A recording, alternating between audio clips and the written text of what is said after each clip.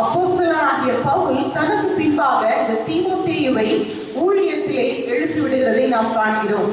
And that's what all of us have to do. Who are you training and equipping to be a powerful servant of God? ஊழியக்காரர்களாக இருக்கிற நாம் ஒவ்வொருவரும் மிகுந்த கவனத்தோடு செய்ய வேண்டிய ஒரு ஊழியம் என்னவென்றால், நாம் யாரை தேவனுடைய ஊழியத்திற்காக சிறந்த போதனைகளை கொடுத்து நமது உத்தம குமாரனாக இந்த தீமோத்தேயுவை போல எழுப்புகிறோம் என்பதை குறித்து. Now my first calling was to be an evangelist, and I want to go out to seek and save the lost. நான் முதலாவதாக சுவிசேஷகனாக இருந்தபோது அழிந்து போன ஆத்மாக்களை தேடி நான் அவர்களுக்காக அலைந்து சுவிசேஷம் செய்து கொண்டிருந்தேன். But I've also got to find Timothys, those that I can train and inspire for them to be powerful servants of God. நான் தேவனை விட்டு விலகி சென்ற ஆத்மாக்களை தேடுகிற அதே நேரத்திலே தேவனுக்காக எழுப்பக்கூடிய தீமோத்தேயுவை போன்ற ஊழியக்காரர்களையும் பயிற்றுவிக்கின்ற பணியிலும் நான் வாஞ்சையாக இருந்தேன். And Paul wants Timothy to fan into flame the gift of God that's in his life. அப்போஸ்தலனாகிய பவுல் இந்த வசனத்திலே தீமோத்தேயுவை பார்த்து கூறுகிறார், நான் உன்மேல் என் கைகளை வைத்ததினால் உனக்கு உண்டான தேவ வரத்தை நீ அனல் மூட்டி எழுப்பி விடும்படி உனக்கு நினைவூட்டுகிறேன். That's the call of God that's on Timothy, that his heart will be on fire for his calling. தீமோத்தேயுவின் மீது தேவனுடைய அழைப்பு இருந்தது. தீமோத்தேயு அந்த தேவனுடைய அழைப்பிற்காக இருதயத்திலே ஒரு தீப்பொறியை போன்ற உற்சாகமான வைராக்கியமான வாஞ்சையை பெற்றுக்கொள்ளும்படியாக நினைப்பூட்டுகிறார். I hope that I can somehow put some spiritual fire in your heart today. உங்களுடைய வாழ்க்கையில் கூட இன்றைய தினத்திலே இப்படிப்பட்ட ஒரு அக்கினி பொறியை போன்ற வாஞ்சையை நான் எழுப்பிவிட வாஞ்சிக்கிறேன். That you will be filled with a passion to preach the gospel. நீங்கள் நற்செய்தியாகிய சுவிசேஷத்தை பிரசங்கிப்பதிலே தீராத வாஞ்சையுள்ளவர்களாக நீங்கள் இருக்க வேண்டும். You've already been walking in that, but I want you to have more fire in your heart today. நீங்கள் ஊழியத்திலே ஏற்கனவே இருக்கிறீர்கள், தேவனுடைய ராஜ்யத்தை பிரசங்கித்துக் கொண்டிருக்கிறீர்கள். இருப்பினும் இன்னும் அதிலே அதிக தீவிரத்தோடு செல்ல நான் விரும்புகிறேன். The Spirit of God does not make us timid or fearful. தேவனுடைய ஆவி நமக்கு பயத்தை தருவது அல்ல. The devil wants to hold the Church of India back by fear. பிசாசானவர் திருச்சபையை இந்த பயத்தினால் கட்டி பின்வாங்கி போகும்படியாக வாஞ்சிக்கிறான். Now the same situation was happening in the book of Acts. அப்போஸ்தலருடைய நடபடிகளிலும் இந்த சம்பவம் நடைபெறுகிறது. The religious leaders of Israel were against the preaching of the gospel. இஸ்ரவேல் தேசத்தில் உள்ள மத போதகர்கள் கிறிஸ்துவை பற்றிய உபதேசத்திற்கு எதிராக இருந்தார்கள். Many leaders of the Roman Empire were against the preaching of the gospel. ரோம அரசாட்சியில் இருந்த அநேக தலைவர்கள் கிறிஸ்துவை பற்றி பிரசங்கிக்கிற காரியத்திற்கு எதிரானவர்களாக இருந்தார்கள். So the church had to meet together and pray and call upon God for boldness and strength. எனவே ஆதி திருச்சபையினர் தேவனுடைய அழைப்பிற்காகவும் தேவனுடைய அழைப்பிற்காக அவர்கள் தைரியத்தோடு நிற்பதற்காகவும் அதிகமாக ஜெபித்தார்கள். And there were times when the Holy Spirit came and shook the prayer meetings and filled the people with Holy Spirit boldness.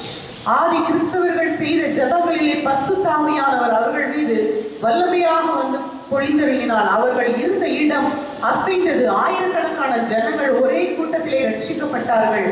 The devil will try and put up all kinds of ways to say you can't preach the gospel. பிசாசானவர் உங்களுடைய உள்ளத்திலே எதை விதைக்கிறான் என்றால், உங்களால் நற்செய்தியை சிறந்த முறையில் பிரசங்கிக்க முடியாது என்று சந்தேகத்தை விதைக்கிறான். Now we have to pray for wisdom and we have to be careful.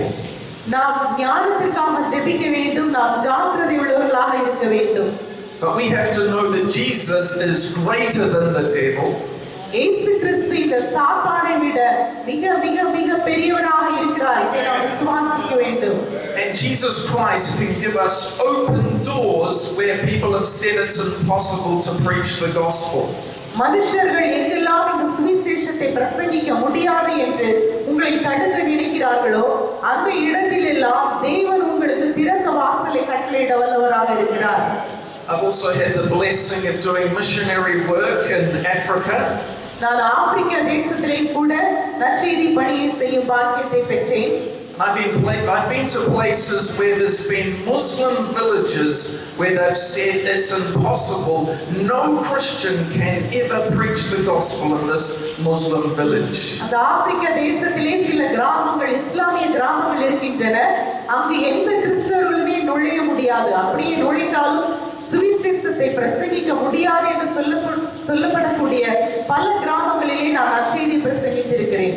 Yet on 2 occasions God opened the door for me to preach the gospel in that village. இயேசுவினுடைய சுவிசேஷத்தை பற்றிய தீராத வாஞ்சை என்னுடைய உள்ளத்திலே அக்கினியாய் எரிந்து கொண்டிருப்பதினால் சாதகம் இல்லாத இடங்களிலும் கர்த்தர் எனக்கு திறந்த வாசலை கட்டளையிட்டார். And even that village chief, his son became a Christian.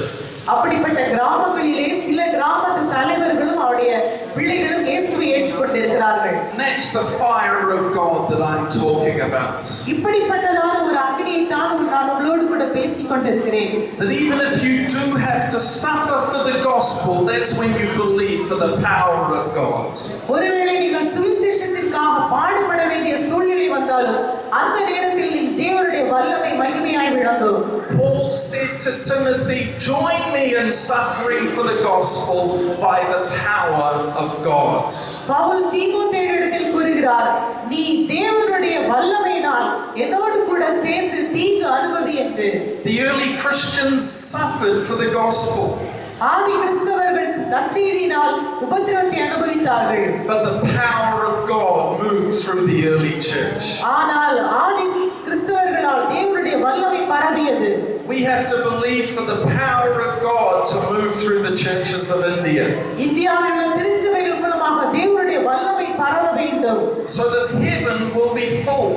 இதனால் பரலோகம் நிரப்பப்படும். So that God will bring in his great harvest. இதனால் தேவனுடைய அறுவடை மிகுதியாக நடைபெறும். And yes, the devil will seek to fight against it. ஆனால் சாத்தானானவன் எப்பொழுதுமே இதற்கு எதிராக செயல்படுகிறான். But we have to be filled with God's wisdom. ஆனால் நாம் எப்போதும் தேவனுடைய ஞானத்தினால் நிரப்பப்பட வேண்டும். And keep that fire of God burning inside of us. நம்முடைய இதயத்திலே எப்போதும் தேவனுடைய அக்கினி பற்றி எரிந்து கொண்டிருக்க நாம் அனுமதிக்க வேண்டும். That we've got to save souls. நாம் ஆத்துமாக்களை ஆதாயம் பண்ண வேண்டும். We've got to save souls. ஆத்துமாக்களை ஆதாயம் பண்ண வேண்டும். We've got to bring more souls into God's kingdom. தேவனுடைய ராஜ்யத்தில் அநேக ஆத்துமாக்களை கொண்டு வர வேண்டும். Let's pray.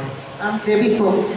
Lord, I pray that through this message there is fresh fire for evangelism. ஆண்டவரே, இந்த செய்தியின் மூலமாக இங்க இருக்கிற ஊழியர்களுக்கு சுவிசேஷத்தை பற்றிய ஒரு அக்கினி பரவி செல்வதாக. Fresh fire for saving souls. ஆத்துமாக்களை ஆதாயம் பண்ண வேண்டும் என்ற ஒரு புதிதான அக்கினியை போடுங்கப்பா. Doors in India be opened in Jesus' name. இயேசுவின் நாமத்தினாலே இந்தியாவின் எல்லா வாசல்களும் சுவிசேஷத்திற்காக திறப்பதாக. The gospel go forth throughout this whole nation. இந்த தேசத்திலே சுவிசேஷம் எங்கும் பரவி செல்வதாக. Lord, bless every ministry represented here. ஆண்டவரே, இந்தியாவில் இருக்கிற எல்லா ஊழியர்களையும் ஆசீர்வதிங்க. Bless every church represented here. எல்லா திருச்சபைகளையும் ஆசீர்வதிங்க. Bless every minister of the gospel. ஆண்டவரே, இங்கு வந்திருக்கிற ஒவ்வொரு ஊழியர்களையும் அதிகமாய் ஆசீர்வதிங்கப்பா. With fresh fire of the Holy Spirit in their hearts. பரிசுத்த ஆவியானவருடைய புதிதான அக்கினி அவருடைய இதயத்திலே போடப்படுவதாக. Bring breakthroughs for the ministries in Jesus' name. ஊழியர்களை வரவழைத்து இயேசுவின் நாமத்தினாலே கட்டளையிடுகிறோம். We call upon you for open heaven. பரலோகத்தை இந்த ஊழியர்களுக்கு நேராகவே திறந்திடுவீராக. Open heaven for every servant of God here today. இங்கு இருக்கிற ஒவ்வொரு ஊழியக்காரர்களுக்கும் நேராக பரலோகம் திறப்பதாக. Fresh anointing of the Holy Spirit.